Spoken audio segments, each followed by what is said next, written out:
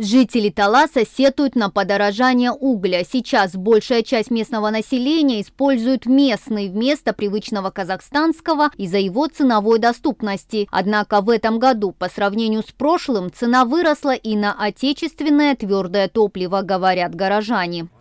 Уголь Караджира хороший, но дорогой, так я считаю. Его продают по 9,5 сомов или по 9 сомов 70 тынов за килограмм. Я думаю, что наш кыргызстанский уголь можно было бы продавать и дешевле. Например, в прошлом году уголь Бешсары стоил от 5,5 сомов до 6,5 сомов за килограмм, а в этом году уже 7,5 сомов. Деваться некуда, покупаем по этой цене.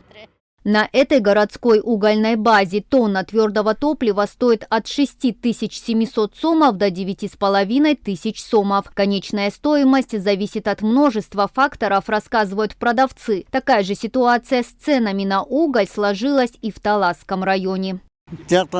Мы не можем продавать уголь по такой же цене, что и в Бишкеке. Мы находимся далеко от столицы, а ведь машинам нужно преодолеть перевал. Проехать перевал Өтмөк достаточно трудно. Сейчас импортный уголь стоит дорого. Люди просят завозить местный, подешевле. Но нам не всегда удается привозить его в большом количестве.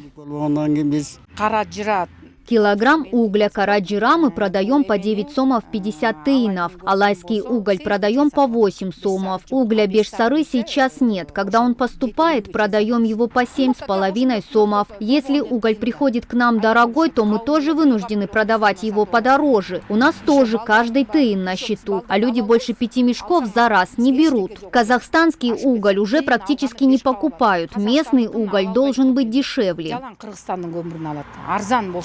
На сегодня служба антимонопольного регулирования совместно с местными властями проводит мониторинг цен на уголь. Все реализаторы и поставщики, которые необоснованно завышают стоимость, будут штрафоваться. Каждый предприниматель обязан указывать ценник на уголь и продавать строго по нему.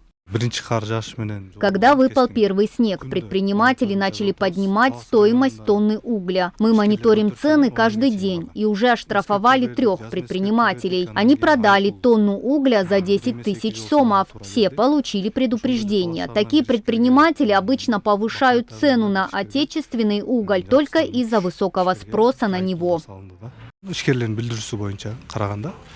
Импорт көмірі аз болып отқанға, жергілікті көмірден сұрау талап көп болып, ошондон булар. Всего на зимний отопительный период Таласской области необходимо почти 66 569 тонн угля. Кабмин поручил местному самоуправлению организовать поставки твердого топлива по доступной цене. Мадина Низамова, Кайнар Ормонов, Татты Бюбюкенже Акунова, Эльтер, Таласская область.